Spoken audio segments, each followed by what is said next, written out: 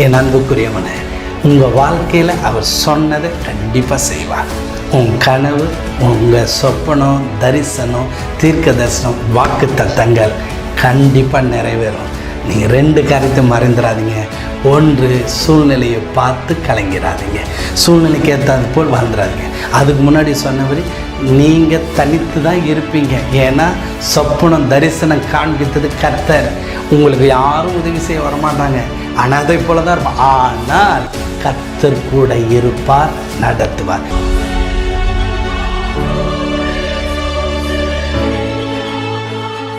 ஆண்டவராக இயேசு கிறிஸ்துவின் இனிதான நாமத்தினால இந்த நாளில் இந்த டிவி நிகழ்ச்சி மற்றும் இணையதளம் மூலமாக உங்களை சந்திப்பதை குறித்து நான் கர்த்தரை துதிக்கிறேன்.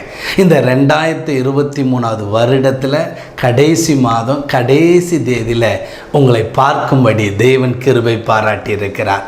அவருக்கு நான் மகிமையும் கனத்தை நான் செலுத்துகிறேன். அவருக்கு மகிமை உண்டாகட்டும். இந்த டிவி ஊழிய நிகழ்ச்சியை கர்த்தர் ஆரம்பிக்க வைத்தார்.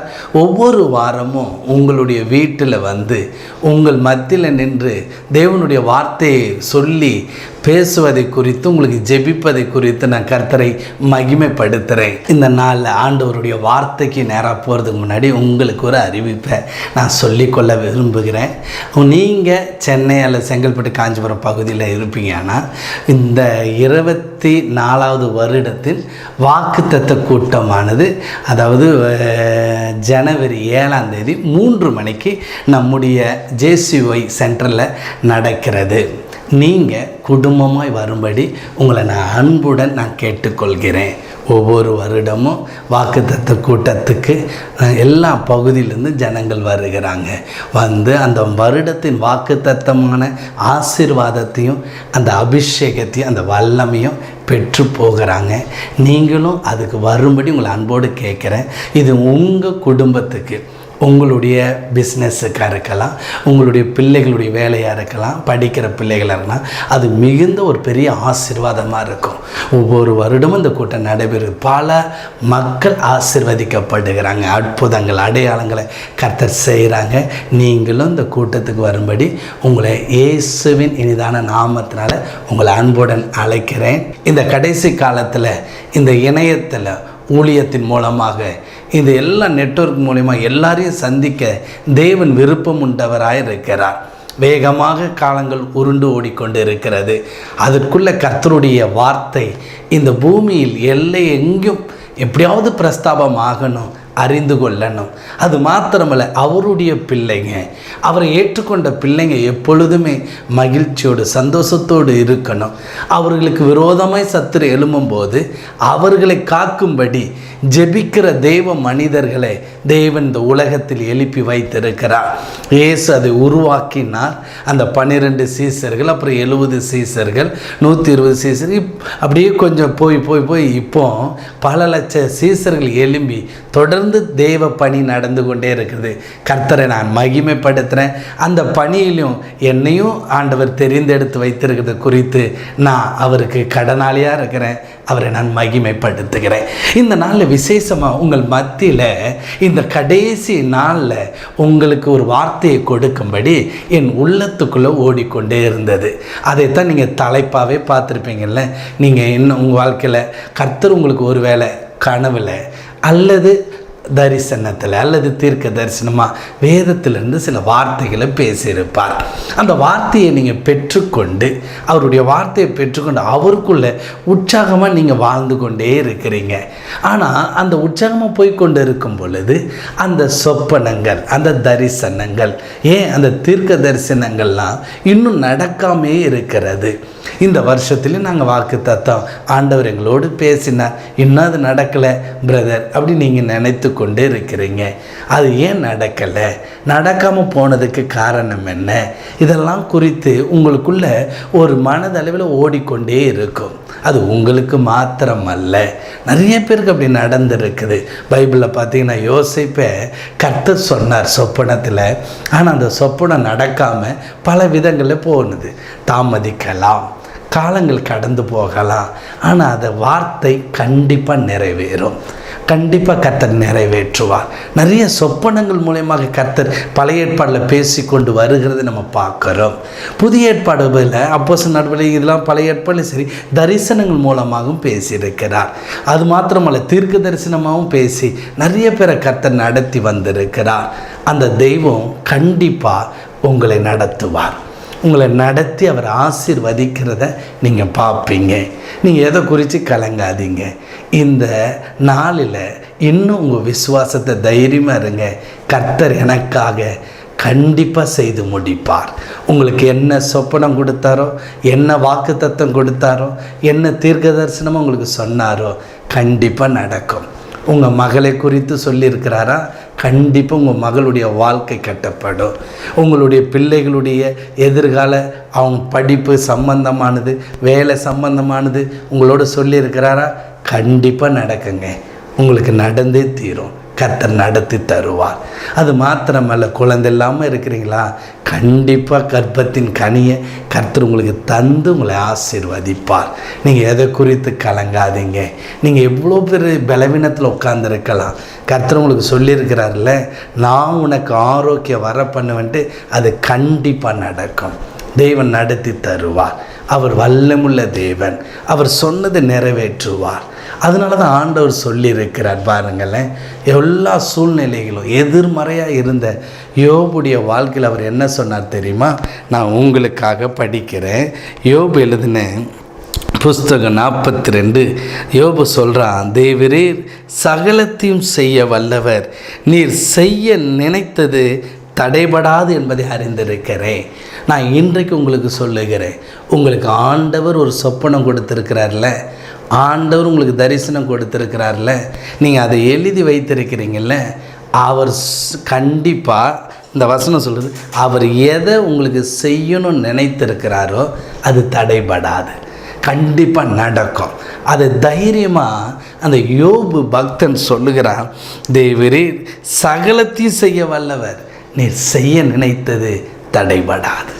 கண்டிப்பாக கர்த்தர் உங்களுக்கு என்ன சொன்னாரோ அது கண்டிப்பாக நடக்கும். அதை கர்த்தர் நடத்தி தந்து உங்களை ஆசீர்வதிக்க போகிறார்.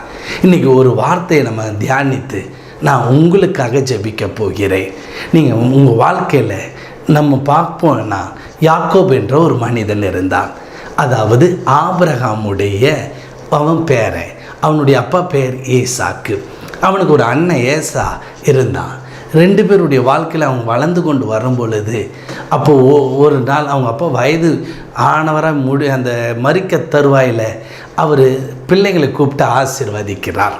அப்போ பிள்ளைங்களை ஆசீர்வதிக்கும் பொழுது இந்த யாக்கோபு என்ற ஒரு மனிதன் தந்திரமாக தன் தகப்பன்கிட்ட இருந்த அந்த ஆசீர்வாதத்தை, அண்ணனுக்கு வர வேண்டிய ஆசீர்வாதத்தை இவன் பெற்றுக்கொள்ளும்படி அவங்க தாயார் தந்திரமான சில காரியங்களை சொல்லி அவன் ஆசீர்வாதத்தை பெற்றுக்கொண்டான்.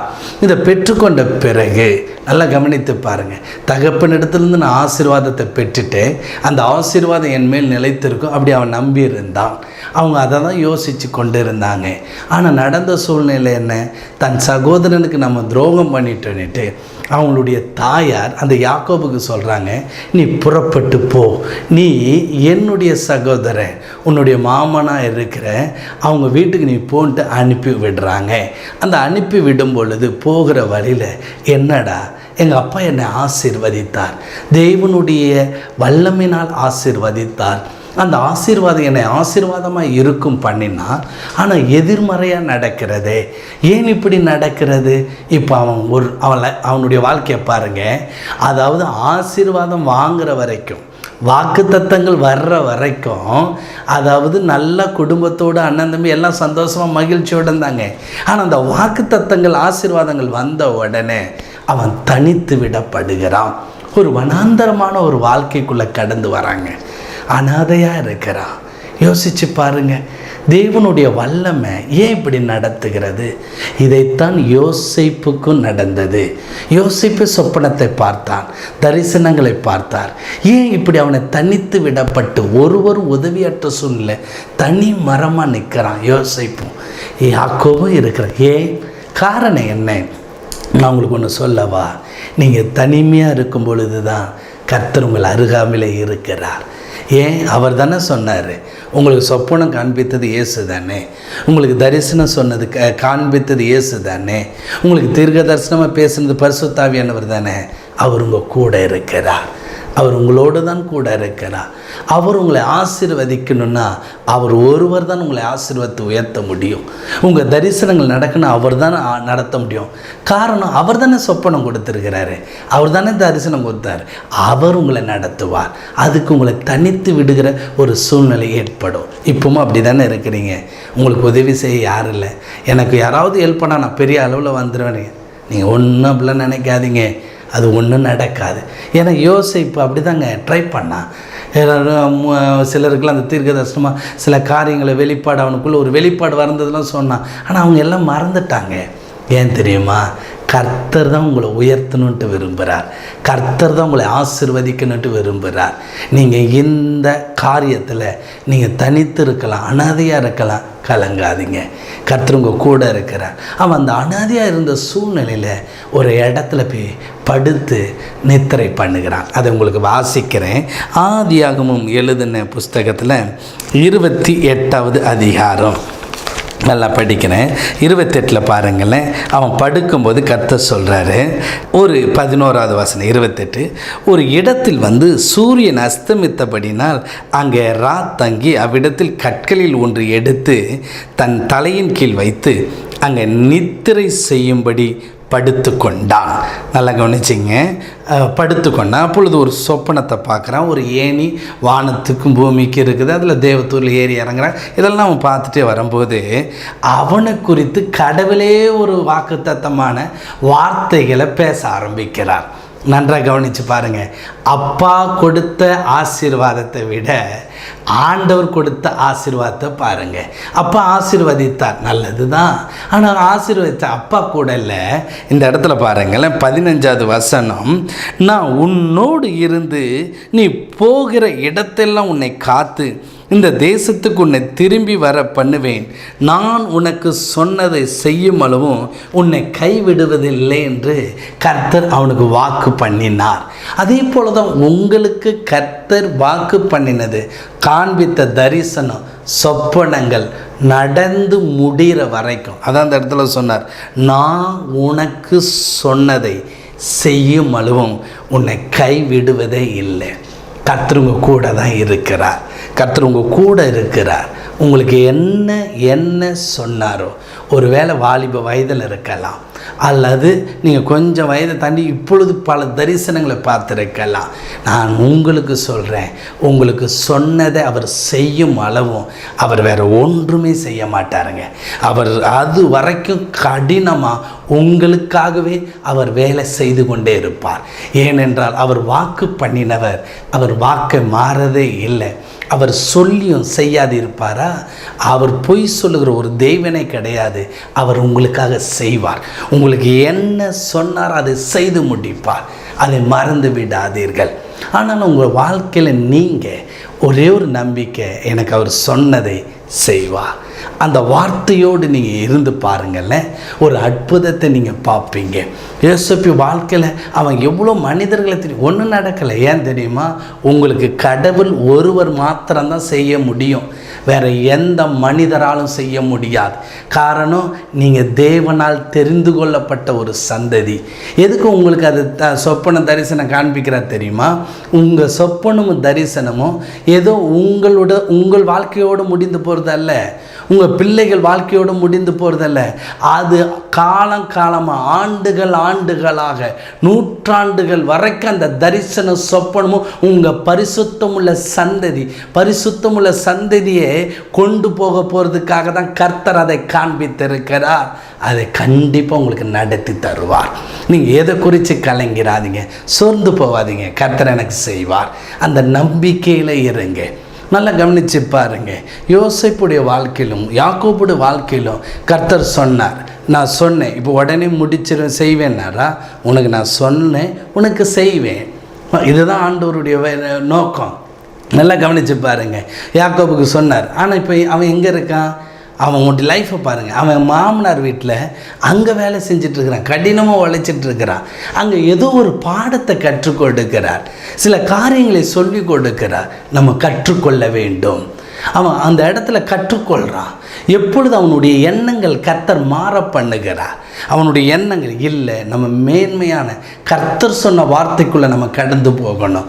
அந்த எண்ணத்துக்குள்ளே அவன் வாழ ஆரம்பித்தான். யோசேப்பு வாழ்க்கையில் அது மாற ஆரம்பித்தது. அவன் கற்றுக்கொண்டது எல்லாம் கர்த்தர் எனக்கு கொடுத்த தரிசனம், சொப்பனம், இதுக்கு ஏற்ற போல தன்னை மாற்றிக்கொள்ள ஆரம்பிக்கணும். இது உங்களுக்கு தேவை. நீங்கள் அப்படி மாற்றிக்கொள்ள ஆரம்பிக்கணும். உங்களுடைய மனநிலைமையை மாற்றிக்கொள்ளணும். நான் ஒரு ஊழியத்துக்கு வெளியே போயிருந்தேன். அப்போது ஒரு தம்பி இன்ஜினியர் வேலை படிச்சுட்டு வேலை செஞ்சுட்டு இருந்தார். அவருக்கு ஒரு ஆண்டவர் ஒரு சொப்பனத்தை காண்பித்தாராம். உடனே வேலையெல்லாம் விட்டுட்டு வீட்டில் வந்து உக்காந்துட்டு அவர் வீட்டில் வந்துட்டு, அவங்க வீட்டில் சொத்துலாம் இருக்குது, அதெல்லாம் விற்றுட்டு நம்ம கொஞ்சம் எனக்கு ஒரு கோடி வேணும், எனக்கு கர்த்தர் எனக்கு ஒரு பிளான் தந்திருக்கிறார், இந்த கோடி வச்சு நான் இது செஞ்சு ஊழியம் செஞ்சு பெரிய ஆளாயிருவேன் அப்படி அவர் சொல்லிகிட்டு இருந்தார். நான் இப்போ அவரை சந்திக்க என்னை கூப்பிட்டாங்க. நான் கூப்பிட்டேன், நீங்கள் கற்றுக்கொள்ள வேண்டியதை கற்றுக்கொள்ளுங்க. அவர் தரிசனம் சொப்பனம் கொடுத்தனா கண்டிப்பாக நடத்துவார். அதுக்கு வேண்டிய ஆயத்தங்களை கற்றுக்கொள்ளுங்க. நீங்கள் தயவு செய்து கற்றுக்கொள்கிறத பாருங்கள். யோசேப்பை கர்த்தர் கற்றுக் கொடுக்கிறார். அவர் தேவையில்லாமல் ராஜாவுடைய இடத்துல கொண்டு போய் வைக்கல. அங்கே கற்றுக்கொள்ள வேண்டிய பாடங்கள் இருக்குது. வசதி வாய்ப்புகள் வரும்பொழுது உன்னை இச்சையின் ஆவிகள் தாக்கி விடும். அந்த இச்சையிலேருந்து நீ ஜெயிக்கிறியா? அது தேவை. ஏன்னா தேவ திட்டம் பரிசுத்த திட்டம், தேவ தரிசனம் பரிசுத்தம் உள்ள தரிசனம். நீ உன் வாழ்க்கையில் தரிசனத்துக்கு ஏற்ற போல, வார்த்தைக்கு ஏற்ற போல நம்ம செயல்படணும். இதை தான் கற்றுக் கொடுப்பார். இதை கற்றுக் கொடுத்து உங்களுக்கு உயர்த்துவார். தெய்வம் நீங்கள் கற்றுக்கொள்ள வேண்டிய பாடங்கள் எதுவாக இருக்க கேளுங்க, அவர் உங்களுக்கு சொல்லி கொடுப்பார். அதே போல் தான் யாக்கோபுடைய வாழ்க்கையில் அந்த தரிசனத்தை மறந்து விட்டான். அப்போ அங்கே ஒரு கடினமான ஒரு சூழ்நிலை வரும் பொழுது இப்பொழுது அவனுக்கு ஒரு தெளிவு வருது. எனக்கு பிள்ளைங்க இருக்காங்க, எல்லாம் இருக்காங்க, ஆனால் கர்த்தர் சொன்ன வாக்குத்தத்தம் என்ன? அவர் சொன்னார், நான் சொன்னதை செய்யும் அளவு உன்னை கைவிடுவதில்லை. அங்கே சொன்ன இருந்து நீ போகிற இடத்தெல்லாம் உன்னை காத்து இந்த தேசத்துக்கு உன்னை திரும்பி வர பண்ணுவேன். இதைத்தான் கர்த்தர் சொல்கிறார், நான் திரும்பி வர பண்ணுவேன். அப்போ இவன் அங்கே இருந்துட்டான். ஆனால் ஆண்டவர் சொன்ன வாக்குத்தத்தம், நீ அந்த தேசத்துக்கு போகணும், நீ எங்கள் தரிசனம் பற்றி அந்த தேசத்துக்கு போய் உன்னுடைய குடும்பத்தில் உன்னுடைய சந்ததியில் அங்கே போகணும். அந்த தரிசனத்தை மறந்துடுறாங்க. உங்கள் வாழ்க்கையில் நீங்கள் எதை மறந்துருக்கிறீங்க பாருங்கள். உங்கள் சொப்பனம் தரிசனத்தை எழுதின நோட்டை பெரட்டி பாருங்கள். அவர் சொன்னதின்படி நம்ம போய்கொண்டு இருக்கிறோமா? ஒருவேளை உங்கள் ஊழியமாக இருக்கலாம், ஏதோ ஒரு ஊழியத்தில் உங்களுக்கு கொடுக்கப்பட்டது, ஒருவேளை ஒரு ஊழியம் இருக்கலாம், இல்லை 3 5 ஒவ்வொருத்தருக்கும் கற்றுக் கொடுக்குறார். உண்மை உத்தமாக ஒரு ஊழியத்தை செய்யும்போது எக்ஸ்ட்ரா ஒரு ஊழியங்கள்லாம் கொடுக்குறார். அந்த ஒவ்வொரு ஊழியத்தை நம்ம சரியாக செய்கிறோமா? நல்லா கவனித்து பாருங்கள். அதில் கண்டுபிடிங்க, அதை எல்லாவற்றையும் சரி பண்ணுங்க. நீங்கள் அதன் பிறகு எழுப்புதலை பற்றியும் தேசத்தை பற்றியும் யோசிக்கலாம். உங்கள் வாழ்க்கையில் உங்களுக்கு கொடுத்த காரியத்தை நீங்கள் அதில் கொஞ்சம் கவனம் செலுத்தி அதை சரி பண்ணி பாருங்கள். அது மாத்திரமில்லை, உங்கள் குடும்பத்தை கொஞ்சம் சரி பண்ணி பாருங்கள். நம்ம சரியாக தான் இருக்கிறோமா? நம்ம சரியாக தான் போய் கொண்டு இருக்கிறோமா? ஆண்டவர் சொன்ன வார்த்தைகள் நம்ம சரியாக நடந்து கொண்டு இருக்கிறோமா? அதை கண்டுபிடிங்க. அதுதான் உங்கள் வாழ்க்கைக்கு ஆசீர்வாதம். அதுதான் உங்கள் தரிசன சொப்பனங்களை நிறைவேறும். அது மாத்திரமல்ல, ஆண்டவர் ஆபிரகாமுக்கு ஒரு வாக்குத்தத்தம் கொடுத்தார். நான் உன் சந்ததி வானத்தின் நட்சத்திரத்தை போல பெருக பண்ணுவேன் என்று அவர் சொன்னார். நல்லா கவனிங்க, அவர் வாக்குத்தத்தை நிறைவேறணும். அந்த வாக்குத்தத்தை நிறைவேறதுக்கு மாம்ச ரீதியில் முடிவெடுத்த ஒரு தவறு சாரால் தான். அந்த அம்மாவுக்கு ஆவிக்குரிய அனுபவமே இல்லை. ஆண்டவருடைய பிரசனை என்னென்று தெரியாது. அந்த அம்மாவுடைய ஆலோசனை அவர் கேட்டு ஒரு தவறான காரியத்தை செஞ்சார். அது உங்களுக்கு தெரியும். ஏன்னா நீங்கள் சொப்பன தரிசனம் பார்க்குறாங்கன்னா அந்த அதிகாரம்லாம் படிச்சிருப்பீங்க. அப்போது அப்படி பார்த்துட்டு 13 வருடம் ஆண்டவர் அவரோடு இடைப்படலை. மறுபடியும் 17வது அதிகாரத்தில் தரிசனமாகி சொல்கிறேன், நீ எனக்கு முன்பாக உத்தமனாயிரு, நீ உன்னுடைய மாம்ச இதில் செயல்படாத சொல்லிட்டார். நல்லா கவனிச்சுக்கிங்க. திரும்ப 18வது அதிகாரம் நான் உங்களுக்காக எடுத்துக்கொள்கிறேன். 18:9 அவர்கள் அவனை நோக்கி, உன் மனைவி சாராள் எங்கே என்றார்கள். அதோ கூடாரத்தில் இருக்கிறாள் என்றார். அப்பொழுது அவர், ஒரு உட்பவ கால திட்டத்தில் நிச்சயமாக உன்னிடத்திற்கு திரும்பி வரேன். அப்பொழுது உன் மனைவியாகிய சாராளுக்கு ஒரு குமாரன் இருப்பான் என்றார். நல்லா கவனித்து பாருங்க. உங்கள் மனைவி பிள்ளை பெற்றுக்க போகிறாங்க சொல்கிறாங்க. அப்போ அந்த நேரத்தில் நல்லா கவனிங்கள்ல, நடந்ததை படிங்க. சாராள் அவருக்கு பின்புறமாக கூடார வாசல் இதை கேட்டுக்கொண்டு இருந்தாள். ஆபிரகாம் சாராள் வயது சென்று முதிர்ந்த வயதுள்ளவர்கள் இருந்தார்கள். ஸ்திரீகளுக்குள் வழிபாடு சாராளுக்கு நின்று போயிற்று. ஆகையால் சாராள் தன் உள்ளத்தில் நகர்த்தி, நான் கிழவியும் என் ஆண்டவன் முதிர்ந்த வயது உள்ளவருமா ஆன பின்பு எனக்கு இன்பம் உண்டாயிருக்குமோ என்றாள். அப்போ நல்ல கவனிங்க. இந்த அம்மா மாம்ச ரீதியில் ஒரு பார்த்துட்டாங்க. இங்கே தூதர்களே வந்து சொல்கிறாங்க, உன் மனைவி பிள்ளை பெற்றெடுப்பான். ஆனால் இவங்க சொல்லிச்சு, வயதோ ஆயிடுச்சு, அதுக்கு வேண்டிய காரியங்களும் இனி இல்லை, எல்லாமே முடிந்துருச்சு. அப்படி சொல்லிட்ட உடனே தூதர்கள் சொல்கிறாங்க, அப்பொழுது கர்த்தர் ஆபிரகாமை நோக்கி, சாராள் நகைத்து, நான் கிழவியாய் இருக்க பிள்ளை பெறுவது மெய்யோ என்று சொல்வானேன்? கர்த்தரால் ஆகாத காரியம் ஒன்றும் இல்லை. அப்போ நல்லா கவனித்து பாருங்கள். அந்த அம்மா நகைக்கிறாங்க. எப்படி நடக்கும்? இன்றைக்கி உங்கள் வாழ்க்கையில் நீங்கள் எழுதி வச்ச தரிசனம் சொப்பனம் உங்கள் மனைவிக்கே தெரியாது. உங்கள் பெற்றோர் எல்லாம் சிரிக்கலாம், உங்களுக்கு ஏதாவது சொல்லலாம். நான் ஒன்று சொல்லவா? நீங்கள் சிரிக்கிறவங்கள சிரிக்கட்டும், அதாவது புறம்பே பேசுகிறவங்க பேசட்டும், யாரு என்ன சொன்னாலும் விடுங்க. உங்கள் சொப்பனத்தை நிறைவேற்ற வேண்டியது கர்த்தர். உங்களுக்கு கொடுத்த தரிசனத்தை நிறைவேற்ற வேண்டியது கர்த்தர். கர்த்தர் சொன்னதை செய்யாமல் போக மாட்டார். உங்கள் வாழ்க்கையில் எல்லாம் முடிந்து போனது, எல்லாம் முடிஞ்சிருச்சு, இனி அவ்வளோதான் நீங்கள் நினைக்கலாம். நான் உங்களுக்கு சொல்லவா, உங்களுக்காகவே கர்த்தர் எல்லாவற்றையும் செய்வார். உங்கள் குடும்பத்தை நீங்கள் ஆவியில் கட்டுங்க. உங்கள் மனைவியும் பிள்ளைகளோ ஆவிக்குள்ளே கொண்டு வாங்க. நீங்கள் அதை விட்டுடுறீங்க. அதனால தாங்க சொப்பனம் தரிசனம் நடக்கலை. நீங்கள் உங்கள் குடும்பத்தை ஆவியில் கொண்டு வர பாருங்கள். ஆவிக்குரிய வாழ்க்கையில் அவங்கள வளர பண்ணுங்க. விசுவாசத்தில் அவங்கள வளர பண்ணுங்க. அதுதான் வல்லமை வெளிப்படும். அங்கே ஆபிரகாமுக்கு தானே அந்த வாக்குத்தத்தம் கொடுத்தார். ஆனால் சாராள் சிரிக்கிறத கர்த்தர் பார்த்தார்.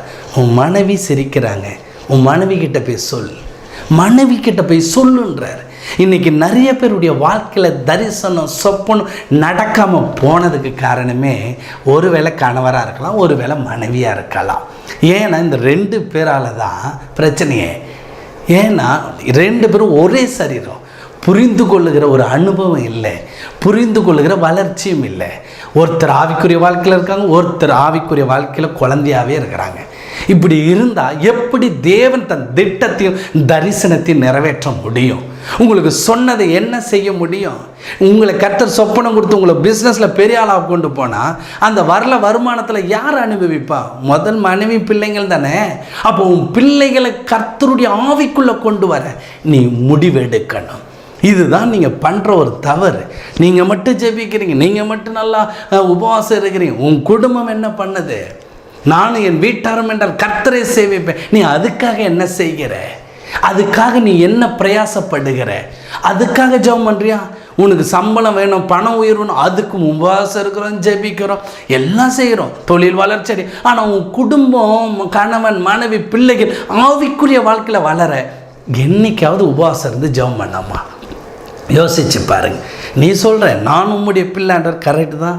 யார் இல்லைன்னா? யாக்கோபுக்கு அதைத்தான் கர்த்தர் காட்டுறாரு. நம்ம போகணும், ஆண்டவர் சொன்ன எனக்கு போகணும். ஏன்னா எனக்கு சொப்பனத்தில் கர்த்தர் சொன்னார், நீங்கள் 2 பேர் கீழ்ப்படிங்க. யார்? ராகேல், லேயால் சொன்ன உடனே அது கீழ்ப்படிதுங்க.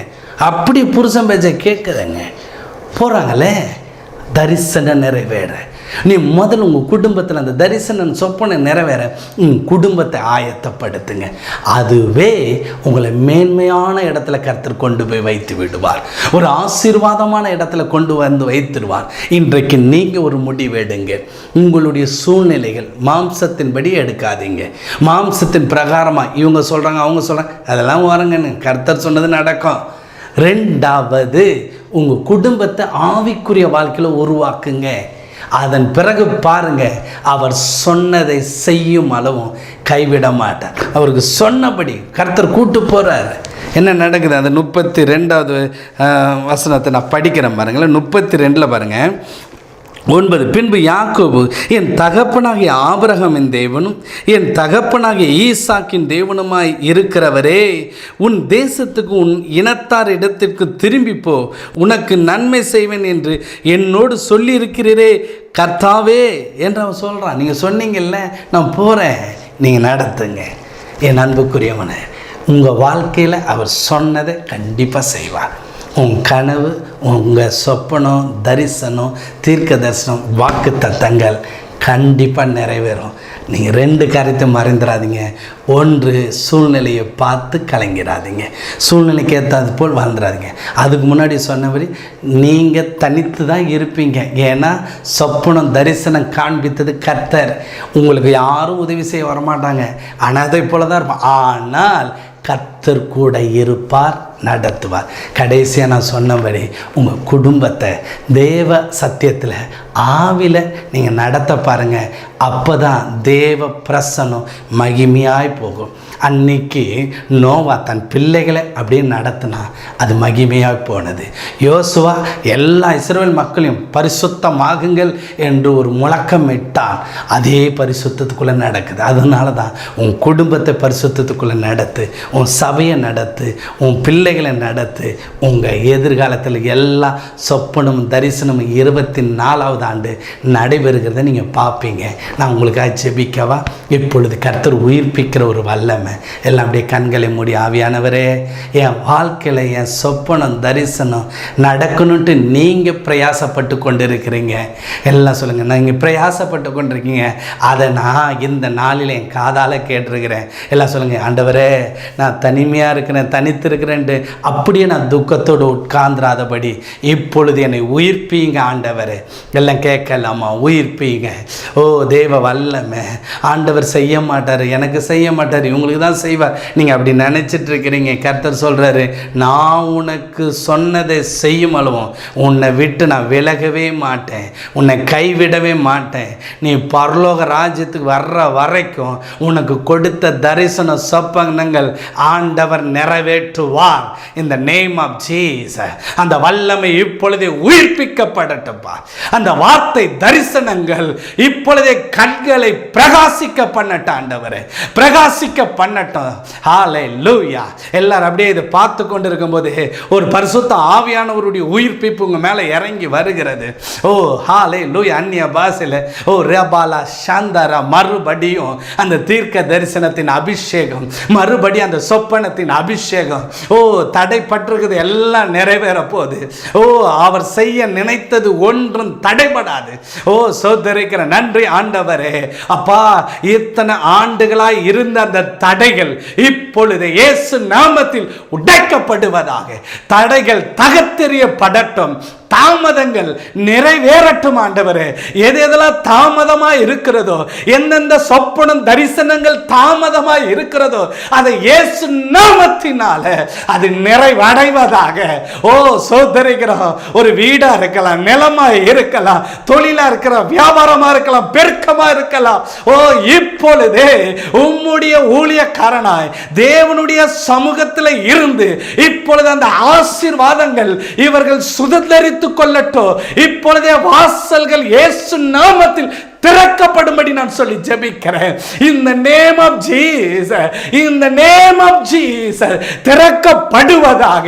இன்னைக்கு இந்த சத்திய இவர்களை அப்பா ஊந்தி தள்ளி 2024வது வருடத்தில் அவர்கள் சொப்பனங்கள் தரிசனங்கள் அப்பா மத்தியில 2 சிறகடித்து எழும்ப கர்த்தர் கிருபை ஊற்றும்படி நான் ஜெபிக்கிறேன்பா. ஆசீர்வாதியம் இயேசுவின் நாமத்தில் ஆசீர்வதிங்க ராஜா. நீர் அப்படி செய்கிறதுக்காக சோதரம் சோதரிக்கிறோம். மீட்பர் இயேசு நாமத்தில் ஜெபிக்கிறேங்க நல்ல பிதாவே. ஆமேன், ஆமேன். கர்த்தர் உங்களை பலப்படுத்தியிருக்கிறாரு. கண்டிப்பாக நடக்கும். வேதம் சொல்லுதல்லவா, அவர் சொன்னதை செய்யும் அளவு உங்களை கைவிட மாட்டார். அவருடைய வல்லமை வெளிப்படும். நடக்கும். நீங்கள் இப்பொழுதுலேருந்து உற்சாகத்தோடு உங்கள் வாழ்க்கையில் முன்னேறுங்க. கர்த்தர் உங்களை ஆசீர்வதிப்பார். புது வருடத்துக்குள்ளே போகிறோம். உங்களுக்கு அட்வான்ஸ் ஹாப்பி நியூ இயர் சொல்கிறேன். கர்த்தர் உங்களை ஆசீர்வதிப்பார். இந்த டிவி ஊழியத்துக்காக ஜெபித்து கொள்ளுங்க. இன்னும் நிறையா வார்த்தைகளை சுவிசேஷங்கள் இன்னும் இந்த நிகழ்ச்சி மூலமாக தேசமெங்கும் போகணும் என்று நாங்கள் ஜெபித்து கொண்டிருக்கிறோம். உங்கள் ஜெபத்தை நாங்கள் எதிர்பார்க்குறோம். எங்களுக்காக ஜெபித்து கொள்ளுங்கள். கர்த்தர் உங்களையும் உங்கள் குடும்பத்தையும் 24வது ஆண்டில் அதிசயமாக நடத்தும்படி நான் ஆசீர்வதிக்கிறேன். இயேசு உன்னை மாற்றுகிறார் விடுதலை ஊழியத்தின் மூலம் பாவத்தினாலும் சாபத்தினாலும் பிசாசின் பிடியில் இருந்தும் பலதரப்பட்ட மக்களுக்கு இயேசு விடுதலை கொடுத்து வருகிறார். தினமும் அநேகர் நம்முடைய ஜேசுவை விடுதலை ஸ்தலத்திற்கு வந்து தேவன் கொடுக்கும் விடுதலையையும் சுகத்தையும் பெற்று செல்கிறார்கள். நமது ஜேசுவை விடுதலை ஸ்தலத்தில் காலை 9 மணி முதல் மாலை 7 மணி வரை உங்களுக்காக ஜெபிக்கவும் உங்களை விடுதலைக்குள் நடத்தவும் நமது ஊழியர்கள் ஆயத்தமாக இருக்கிறார்கள். நீங்கள் தொடர்பு கொள்ள வேண்டிய முகவரி: இயேசு உன்னை மாற்றுகிறார் ஊழியம், நம்பர் 1, கக்கன் தெரு, கஸ்பாபுரம், பதுவஞ்சேரி, சேலையூர், சென்னை 126. மேலும் தொடர்பு கொள்ள 9841889948. தேவன் தாமே உங்களை ஆசீர்வதிப்பாராக.